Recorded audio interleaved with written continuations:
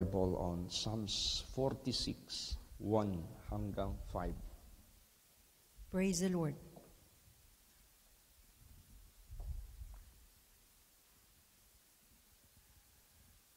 God is our refuge and strength, a very present help in trouble. Therefore will not we fear, though the earth be removed, and though the mountains be carried unto the midst of the sea, though the waters thereof roar and be troubled, though the mountains shake with the swelling thereof.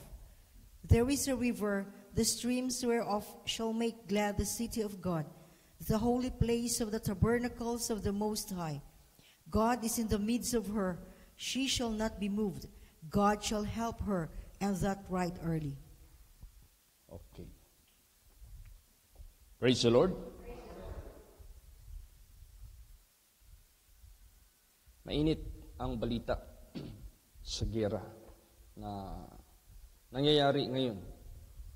Tila hindi pa humuhupay ang tensyon at napipinto na talagang dumadagdag kahit paman ang tensyon nito dahil rumarami ang involved sa mga bansa na sumasali dito at ito namang si Putin ay lalo siyang nai-insecure at parabagang obliged na yung kanyang threat na kung sino man ang papanig, sino man ang mag-supply ng mga armas at magbigay ng suporta sa kanyang kaaway ay magkakaroon din ng consequence. Dito sa binasa ngayon sa Psalms 46 verse 1 hanggang 5, merong na-mention dito na mga pangyayari na posibleng mangyari sa sanglibotang ito that might damage with, we can say, mass destruction. Yung sinabi dito sa verse 2. Therefore will not we fear, though the earth be removed. Hindi basta-basta yan. Imagine, ma-remove yung earth. That is an earthquake. What else? Landslide. What else? Any kind of mas tatawag nating large scale na like nuclear. And though the mountains be carried into the midst of the sea. Imagine that. Matatangay yung bundok at dadalhin doon sa dagat. Ano yan? That is large scale of catastrophe. Though the waters thereof roar and be troubled. That is tidal wave. Though the mountains shake with the swelling thereof. Mayayanig yung bundok. Ibig sabihin yan, with the swelling thereof. Yung malaki. Yung mga bundok lumulubo at masishake. So, pero ang sinabi dito, God is our refuge and strength, a very present help in trouble. Meron tayong refuge, meron tayong ampunan, o meron tayong mapupuntahan. Na anumang mangyari sa sanglibotang ito, He is our very present help in trouble. Pag sinabing very present help in trouble, hindi siya malilate, hindi siya mahuli sa pagligtas sa atin. He is not disabled. He is well able na kaya niya tayong sagipin, kaya niya tayong i-spare, kaya niya tayong iligtas sa anumang mass destruction na posibleng mangyayari sa sanglibotang ito. There is a river, the streams whereof shall make glad the city of God, the holy place of the tabernacles of the Most High. God is in the midst of her. She shall not be moved. God shall help her, and that right early. So alam mo, pag napapaligaya natin ang Diyos, napasaya natin ang Diyos, na-please natin ang Diyos, siya yung magiging instant na helper natin. That is why hindi tayo ma-move, hindi tayo kayang yanigin. Kaya sa ating nakikita ngayon sa sanglibutang ito, tapos nag-pronounce pa itong counterpart niya, si Biden, na nagsabi na this man must be accountable what he has done. Itong taong ito, kailangan natin itong i-account sa kanya itong damage na ginawa niya. Ibig sabihin niyan, he must answer in the world, yung korte ng buong sanglibutan. So, ibig sabihin niyan, meron ng tumutuligsa sa kanyang ginawa. So, ito si Putin, lalo itong mapoprovoke, lalo itong iinit. So, dahil sa kakayahan ng kanyang mga armas na hinanda, para bagang naiipit siya, may posibilidad. Kaya marami ngayong bansa din na nagagalit na. Galit na sila. They condemn anong ginawa ni Putin na destruction sa mga kabataan, sa walang kamuhang-muhang na mga citizen ng Ukraine na hindi naman sila giprovoke. So, hindi naman sila inatake. Ayaw lang nila magpasakop sa Russia. Gusto lang nila, naging Western. Yun lang. Kaya, therefore, sa pangyayari ngayon, maraming galit na mga bansa against Putin. Tapos, ang problema niyan kay Putin, may mga bansa rin na na-declare na aanib sila kay Putin. So, ibig sabihin niyan, nagde-declare na ang bawat bansa ng galit sa isa't isa. Basahin natin. Psalms 46 verse 6. Praise the Lord. The heathen raged, the kingdoms were moved. He uttered his voice, the earth melted. Yan. Makita natin yung difference between human and God. The heathen rage. Ibig sabihin yan, they might let the nuclear weapon fly against the target for mass destruction. The kingdoms were moved. Sabihin yan, maraming mga bansa, maraming mga kaharian na na-move sa galit, sa ginawa ng hari or ng presidente ng Russia, na-move talaga sila, na-touch talaga sila. So, ibig sabihin yan, merong meron ding against. So, nagkaroon na ito ngayon ng pagsanib-sanib. Pero ang Diyos, mas matindi. Bakit? He uttered his voice, the earth melted. Magsalita lang ang Diyos, matutunaw ang mundo. Walang sinabi yung rage ng heathen.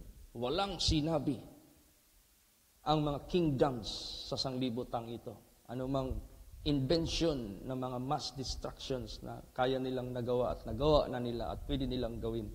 They cannot compete the power of God in terms of destroying something. Magsalita lang ang Diyos. The earth melted. Praise the Lord.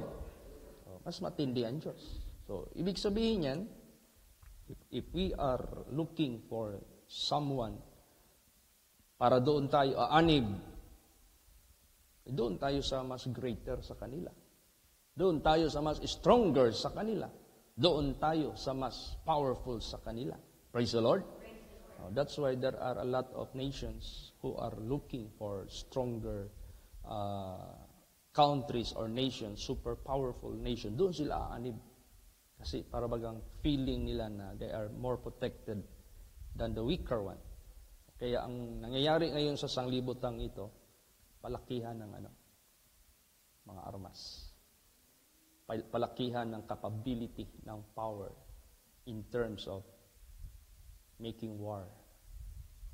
So, sino dito sa tatlo? Yung galit ng mga hari, the hidden, yung mga iba naman na move sila, mag-react din sila against doon sa nagalit, or yung magsalita lang, matunaw na ang mundo. Ay doon sa Diyos, mas makapangyarihan. Praise the Lord! Totoo naman yan. Basa. Psalms 46 verse 8. Praise the Lord. Come, behold the works of the Lord, what desolations He hath made in the earth. Oh, tingnan mo. Come, behold the works of the Lord. This is not the work of any nation. This is not the work of any countries. This is the work of the Lord. What desolations He hath made in the earth. Oh, ano pala ang, bakit sinabi dito na, halik kayo, pumunta kayo dito, tingnan ninyo kung ano yung kasiraan na ginawa ng Panginoon. Ibig sabihin yan, kung kasiraan ang pag-uusapan, mass destruction, mas matindi ang Diyos. Praise the Lord. Walang makakakompete sa Diyos. Kaya, ang ibig sabihin yan, lahat sa sanglibutang ito are under His control. Kontrolado niya lahat. Example, anong makita natin? Bakit sinabi, come and let us see the work of the Lord. What desolation ang kanyang ginawa sa earth. Basahin natin. 2 Peter 2:5 hanggang 7. Praise the Lord. And spared not the old world, but saved Noah, the eighth person, a preacher of righteousness, bringing in the flood upon the world of the ungodly, and turning the cities of Sodom and Gomorrah into ashes, condemned them with an overthrow, making them an ensample unto those that after should live ungodly, and delivered just Lot, vexed with the filthy conversation of the wicked. Yan. Anong makita natin dyan? The negative side and the positive side. The negative from God against the ungodly. The positive side is the saving hand of God to the godly. So therefore, sa buhay natin, gusto mong sumanib sa Diyos, then you must be godly. Gusto mong sumanib sa sanglibutang ito, without God, trusting, nananalig ka sa tao, then you are ungodly. So anong mangyayari ngayon? Yan na. Hindi niya in-spare ang old world. Binaha niya. Nilipol niya lahat ng mga tao sa mundong ito. Pero niligtas niya si Noah and his family. Sa Sodom and Gomorrah naman, sinunog niya ang mga tao. Pero niligtas niya si Lot. So ibig sabihin yan, kung papanig ka sa sanglibutang ito, you will be cursed. Cursed is the man that trusted in men, but blessed is the man that trusted in God. Kaya, in terms of capability of mass destruction, walang makahigit sa Diyos. Wala. So therefore, He is more powerful than any of this world. Kaya dito na tayo sumanib sa Diyos. And let us ask the people of the world to believe God para sila maligtas. Praise the Lord. Sometimes, God permit war. Tingnan mo yung, basahin mo yung Bible. Pag mag-disobey ang people of Israel, He will let their enemies to attack them and destroy them because of their disobedience. Para lang sila matauhan, para lang sila mag-humble, para sila mag-repent. So, ganun din nangyari sa panahon. Nung unang panahon. Basahin pa natin 2 Peter 3, 6, and 7. Praise the Lord. Whereby the world that then was, being overflowed with water, perished. But the heavens and the earth, which are now, by the same word are kept in store, reserved unto the fire, against the day of judgment and perdition of the ungodly men. Yan. Nalaala niyo yung sinabi ni Lord Jesus Christ, you will hear rumors of wars. You will hear nation against nation shall rise against themselves. And there will be wars. Then sabi ni Lord Jesus Christ, this is not yet the end. Hindi pa ito yung end. Ibig sabihin yan, no human power can end the world, but only God. Praise the Lord. Kaya nga sinabi dyan, the old world was perished with the flood, and the earth and the heavens are reserved unto fire against the judgment day. Kaya walang makakatapos sa mundo. Ang Diyos lang. Ang Diyos lang, wala nang iba. Kaya huwag tayong matakot sa tao, huwag tayong matakot sa bansa. Matakot tayo sa Diyos na may capable o may capability gagawa ng mas matindi kaysa magagawa ng tao. So, para maunawaan natin, ay saan na yung sinabi God is love? God is good. Yes, that's true. Kaya nga, bago niya hatulan ang sanglibutang ito, magbigay siya ng chance sa mga tao to hear His message, the Word of God. That God so loved the world, that God hath prepared life which is better than here. So that is God's love. Kaso lang ang mga tao, they provoke God to anger because of their unbelief, because of their disobedience, because of the abominable na ginagawa nila sa harapan ng ating Panginoong Diyos. So, kaya, wag nating, do not provoke God to anger. Grieve not the Holy Spirit. Yan ngayon ang nangyayari. Kaya kung ating i-recall ang panahon ni Noah, why God did flood the whole earth. Basa. Genesis 6:5. Praise the Lord. And God saw that the wickedness of man was great in the earth, and that every imagination of the thoughts of his heart was only evil continually. Yan. Oh, nakita ng Panginoon Diyos ang wickedness. Kaya, kung matutuloy man ang World War III, that might be permitted by our God in heaven. Dahil sa sobrang ng sama ng tao sa sanglibutang ito. Grabe na ang sama kasi ng sanglibutang ito. Ang mga tao, rumarami na yung number of atheists. Ang mga tao, rumarami na yung buhay ng mga tao na mga immoral. Ang mga tao, they speak against in heaven. Magsalita sila para silang walang bituka, para silang walang kaluluwa na nagmamay-ari sa kanila. Ito na. Ang kasamaan ng mundo, maabot na doon sa langit. Kaya, pag sinabi ng Diyos, I will permit this war to be done in order to discipline the people of the world. O di, wala tayong magawa. Pag pinahintulot ito ng Diyos para disiplinahin yung mga taong masasama.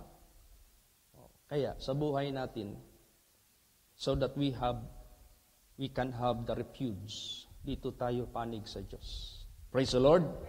Dito tayo papanig sa Diyos.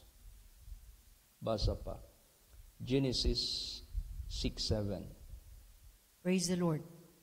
And the Lord said, I will destroy man whom I have created from the face of the earth, both man and beast, and the creeping thing, and the fowls of the air, for it repenteth me that I have made them. Tingnan mo. Nakapagbigay sakit sa puso ng Diyos na ginawa niya ang tao.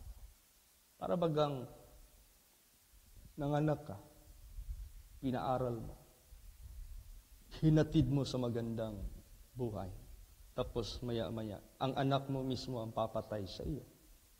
ang anak mismo ang sisira sa iyo. Ang anak mo mismo ang magpakita sa iyo ng kasamaan. Di ba? Sabihin mo, para bagang sa out of the spirit, sana hindi ka na anak namin. Parang ganun. Kaya wag nating i-provoke ang Diyos. May damdamin ang Diyos. Praise the Lord. Kaya sinabi niya, for it repented me that I have made them. Because after all, I have given them dominion on earth, and yet they fight against me. Lumaban sila sa akin. And yet, they do not respect me. And yet, they do not listen to me. Doon sila nakinig sa aking kaaway. Kaya ito ngayong pangyayari ngayon. Malaki masyadong posibilidad ito. Dahil nasa kasamaan ngayon ng mundo, there might be mass destruction na mangyayari. That is the same sa nangyari sa Bible. Ano pa ang mga katangian ng gawa ng mga tao? Basa, Genesis 6:2. Praise the Lord. That the sons of God saw the daughters of men, that they were fair, and they took them wives of all which they chose. Tingnan mo ang mga tao noon, unlimited. Kung sino makita nila magagandang babae, kunin nila, gawin nilang asawa. May makita na naman sila, kunin nila, gawin nilang asawa. Unlimited. Ayun, nangyayari naman yan ngayon sa sanglibutang ito. Ilang babae nagre-reklamo sa gobyerno natin dahil yung kanilang napangasawa, iba-iba ang pinupuntahan, iba-iba ang sinasaniban ng mga babae. Vice versa, may mga babae din na gano'n din ginagawa. So, grabe na ang kasamaan ng sanglibutang ito. Dahil yan sa environment ngayon sa sanglibutang ito, hindi na nila binibigyan ng credibility ang salita ng Diyos. Para ang tingin nila sa salita ng Diyos, para lang basura. Ibasura mo yung Diyos, ibabasura ka rin ng Diyos. Hindi mo bigyan ng kahalagahan ang Diyos, hindi ka rin bibigyan ng kahalagahan ng Diyos. Kaya, ganun na lang ang nangyari dito sa Bible. Parang walang halaga ang tao. Mamamatay lang dyan sa paglunod, mass destruction. Mamamatay lang dyan sa apoy galing sa langit. Parang walang halaga. Paano? Hindi sila nagbigay ng kahalagahan sa Diyos. Ganun. Kaya ito na ngayon nangyayari. Nakikita natin ng mga tao, parang wala ng halaga ang Diyos. Doon na sila masyadong tumititik sa lustful na mga bagay. O kaya, hindi natin ma-prevent. Pag yan ay pinahintulot ng Diyos, magkakaroon ng mass destruction. That is already done in the Bible, in the old days. Praise the Lord. Kaya, therefore, ano ngayon ang option na binigay ng Diyos sa buhay ng tao? Basa. Deuteronomy 30, verse 19. Praise the Lord. I call heaven and earth to record this day against you, that I have set before you life and death, blessing and cursing. Therefore, choose life, that both thou and thy seed may live. Tingnan mo. Tinatawagan ko ang langit. Tinatawagan ko ang lupa. Para i-record ninyo sa araw na ito, laban sa inyo. Na naglagay ako sa inyong harapan, buhay at kamatayan, pagpapala at sumpa. Kaya minumungkahi ko sa inyo, piliin ninyo ang buhay para mabubuhay ang inyong mga binhi. Bakit kasama yung langit? Siyempre meron siyang mga nilalang doon na mga anghel na kasama niya.